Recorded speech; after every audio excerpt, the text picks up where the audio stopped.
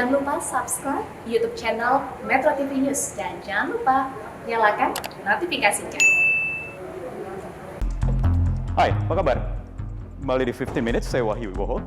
Hari ini 15 Minutes akan tampil sedikit berbeda karena kami akan menghadirkan sosok muda, seorang pengusaha muda di bidang teknologi yang akan membawa produknya untuk menunjukkan bahwa implementasi semangat Sumpah Pemuda kini sudah ada di medium yang berbeda.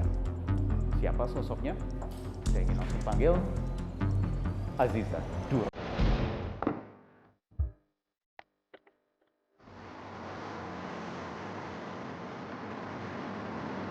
Halo, nama saya Aziza. Saya berusia 25 tahun. Saya beserta teman-teman saya membuat sepeda listrik sejak tahun 2015.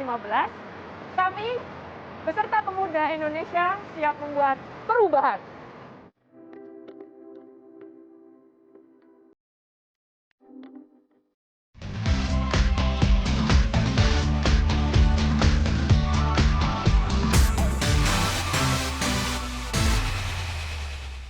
Dipersembahkan oleh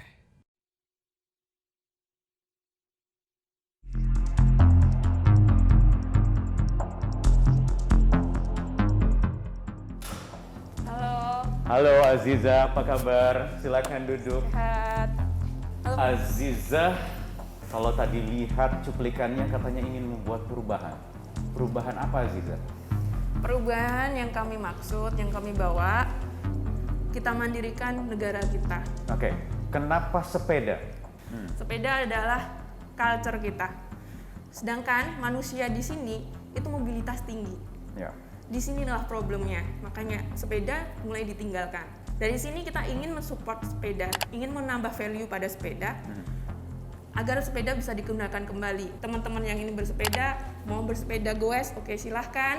Mau bersepeda disupport dengan listrik juga silahkan. Jadi ada 3 mode, ada hybrid, ada full electric, ada goes.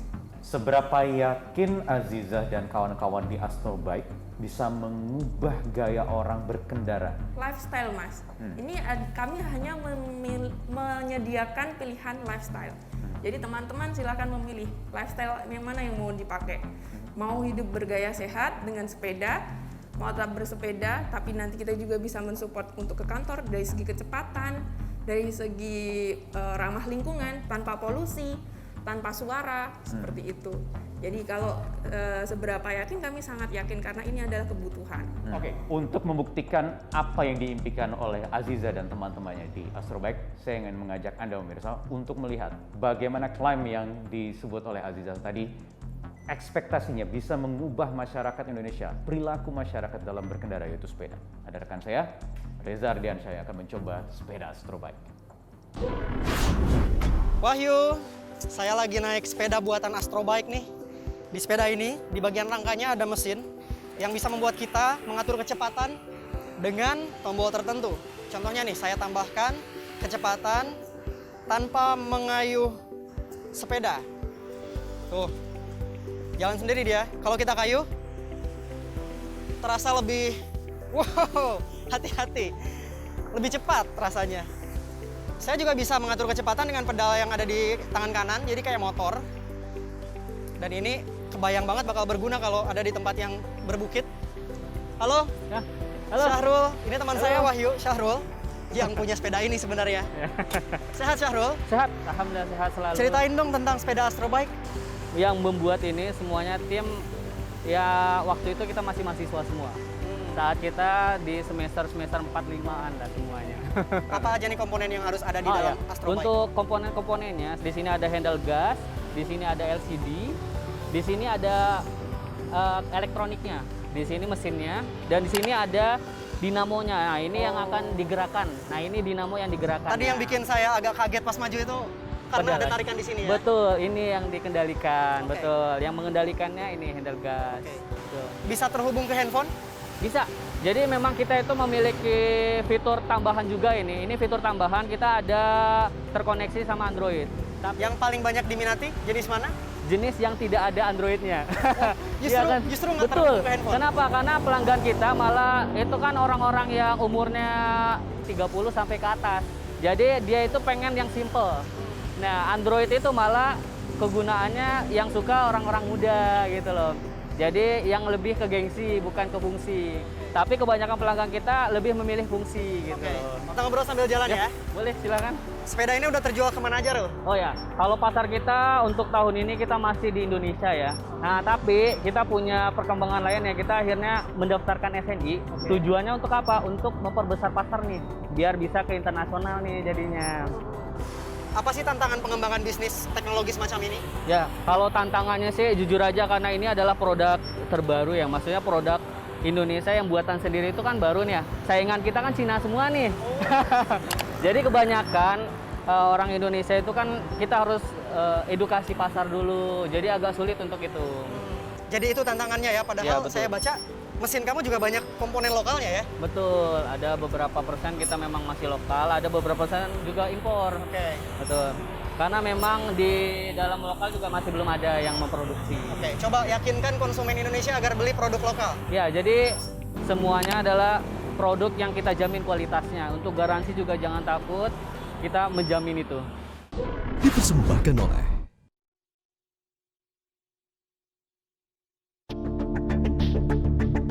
Perkembangan teknologi juga dimanfaatkan para pemuda Indonesia yang tinggal di Singapura. Meski merantau di negeri orang, mereka tetap memberikan sumbangsihnya untuk negeri lewat teknologi. Ialah Ainun Najib dan Zain Fatoni yang membuat situs kawal COVID-19.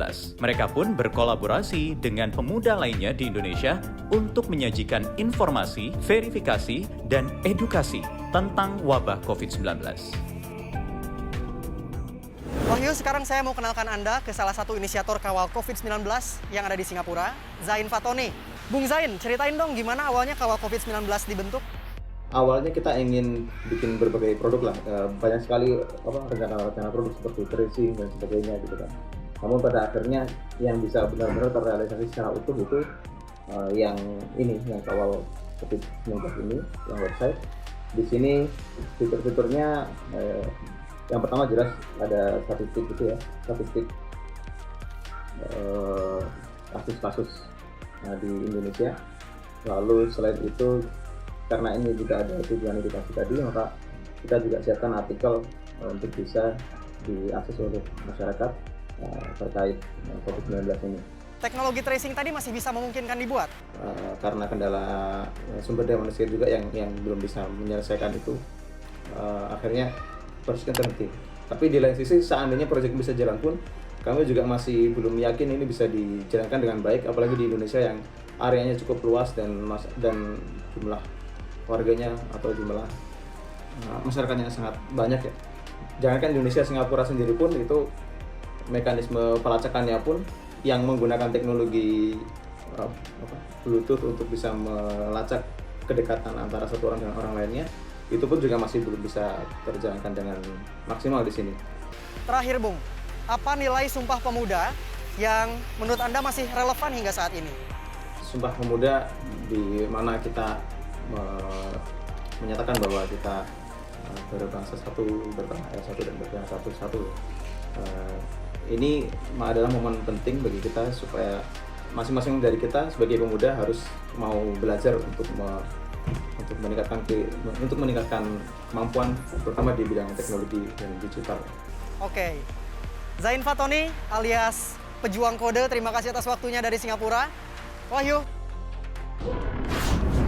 Dalam pengembangan perusahaan startup atau perusahaan rintisan, diperlukan peran investor yang sangat penting. Saya sudah berada di kantor Startup Indonesia, tempat atau wadah berkumpulnya startup dan juga investor. Di sini sudah ada 500-an startup yang terdaftar dan 21% di antaranya berpotensi mendapatkan pendanaan. Saya akan berbincang dengan Erwin Arifin, Head of Startup Indonesia. Erwin, apa kabar? Baik Mas, apa kabar? Baik, alhamdulillah. Jadi sekarang orang sedang berlomba-lomba untuk mendapatkan pendanaan. Bagaimana caranya? Jadi investor ini mereka apa sih yang membuat seorang investor tuh menjadi good investor? First thing adalah mereka membutuhkan deal flow yang bagus untuk bisa ketemu dengan founder-founder yang potensial juga. Sisi lain, mereka mendapatkan puluhan email, bahkan ratusan email setiap harinya untuk minta pendanaan. Nah, bisa dibayangin dong, itu nggak mungkin setiap mereka buka satu persatu semuanya. Ya. Ya kan, sisi lain, sisinya startup, untuk mereka bisa naik ke antrian paling atas supaya bisa dilihat oleh investor, mereka membutuhkan referral dan juga credibility. Disitulah startup Indonesia hadir justru. Bagaimana caranya supaya investor yang tadi ada di urutan 500 bisa naik ke top 10 misalnya? Betul. Apa yang paling dilihat? Ya, jadi kita sendiri ketika mengkurasi, kita ngelihat pertama-tama background dari para foundernya tersebut dulu. Lalu kedua, kita juga ngelihat market sizing. Gitu. Jadi kita melihat potensi pasar itu sebesar apa yang ada di Indonesia. Berikutnya kita lihat bisnis modelnya. Penilaiannya itu it's a good mix between art and science. Seperti itu. Jadi artnya adalah ya kita harus melihat background foundernya seperti apa, mereka punya dynamic seperti apa dalam timnya juga. Secara sainsnya tetap kita perlu lihat ada transaksi dan juga ada traction sih yang terjadi. Kalau kita berbicara soal trennya seperti apa dari 500-an startup yang ada di startup Indonesia ini? Yang menariknya ya, itu sekitar 51% itu sudah dalam revenue stage. Artinya mereka nggak cuma tahap ide, tapi mereka sudah mulai ada sales yang terjadi seperti itu. Dan yang menariknya lagi juga, 49% itu dari luar kota Jakarta. Gitu. 49%? Betul, justru dari luar kota Jakarta. Dari luar Jakarta ya? Betul, dan sebenarnya emang ketika kita membuat Startup Indonesia ini bersama bos dan mentor saya juga, Shinta dan Wardoyo, kita punya visi, kita pengen mendemokratisasikan resources yang ada yang selama ini tersentralisasi di Jakarta supaya bisa diakses oleh teman-teman yang ada di luar Jakarta dan juga di luar Pulau Jawa. Itu menarik. Sudah adakah startup yang prominent yang sudah dikenal publik yang dibawahi oleh Startup Indonesia? Ada beberapa. Salah satunya juga ada namanya Dogether, aplikasi untuk membooking gym seperti itu ya. Dan kita lihat juga mereka sebenarnya kemarin sangat baik karena waktu pandemi ketika semua gym akhirnya malah tutup, mereka cukup baik, mereka pivot justru. Mereka akhirnya come up with a new solution di mana orang justru bisa nonton dan juga bisa ikutan berolahraga secara online. Oke, Erwin mungkin tadi sudah melihat juga tayangan di 50 Minutes. Ada teman saya, Aziza Duro, yang sudah sekarang berjalan dengan model bisnisnya yaitu sepeda listrik atau motor untuk menggerakkan sepeda konvensional. Namanya Astrobike. Aziza. Halo. Ini Aziza. Halo, Erwin. Aziza. Dari Yogyakarta, membuktikan bahwa tadi ya, 49% itu ada di luar Jakarta. Betul. Jadi kira-kira insight seperti apa yang bisa diberikan oleh Aziza? Usianya masih muda, 25 tahun Aziza, untuk bisa mengembangkan potensi usaha rintisannya. Ya sebenarnya kalau kita ngelihat tadi sempat ngobrol-ngobrol juga kan ya soal Astrobike. Saya ngeliat sebenarnya produknya udah sangat-sangat bagus sih ya. Saya tadi juga ngobrol soal salesnya sebenarnya juga lumayan oke. Cuma tinggal gimana cara bisa melakukan banyak kolaborasi sih. Betul. Gitu supaya bisa naikin brandingnya dari Astrobike juga, kolaborasi dengan brand yang lebih besar seperti itu, bisa ngebuka market-market yang baru juga. Gitu. Jadi mungkin bahkan tanpa pendanaan bisa masuk ke market-market yang tadi sebelumnya udah sempat diincar. Ini menarik, tanpa pendanaan bisa masuk ke market-market yang ada, yang sudah ada. Nomor satu kan branding dulu begitu. Betul. Jadi sebenarnya kita punya ada satu pemikiran yang mungkin agak berbeda gitu ya. Jadi kadang-kadang anak-anak muda sekarang mikirnya, ketika mau bikin startup tuh harus dapat pendanaan dulu, harus dapat investor dulu baru bisa mulai. Justru sebenarnya itu salah.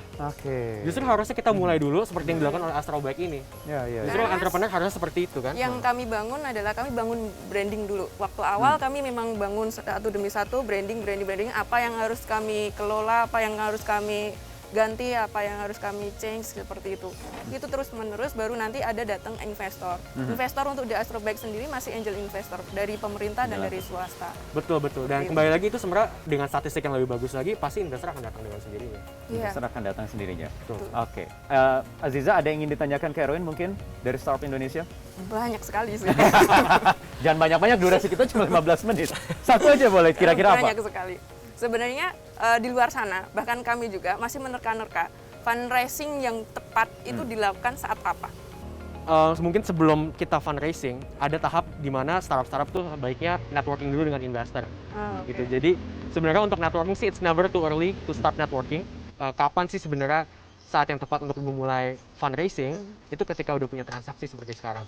Gitu. Dan ketika sudah merasa kita membutuhkan pendanaan lebih untuk misalkan expand ke market yang berbeda atau untuk mengembangkan produk lagi yang baru seperti itu. Ada recordnya ya Mas? Ada recordnya, betul. Oke, terima kasih Aziza, terima kasih Erwin. Lanjut lagi diskusi untuk bangsa ya, untuk negara ya, dari anak-anak muda Indonesia. Terima kasih, sampai ketemu ya. Oke, baik murid saya. Itu dia tadi dua anak muda yang kita lihat energinya begitu besar, semangatnya begitu besar untuk bisa menghadirkan atau membawa perubahan untuk bangsa Indonesia dengan teknologi, basis teknologi ya, yang bisa membawa banyak keuntungan banyak manfaat bagi seluruh anak negeri di NKRI. Saya Wahyu Wiwoho, kita berjumpa lagi di 15 Minutes pekan depan. Bye-bye.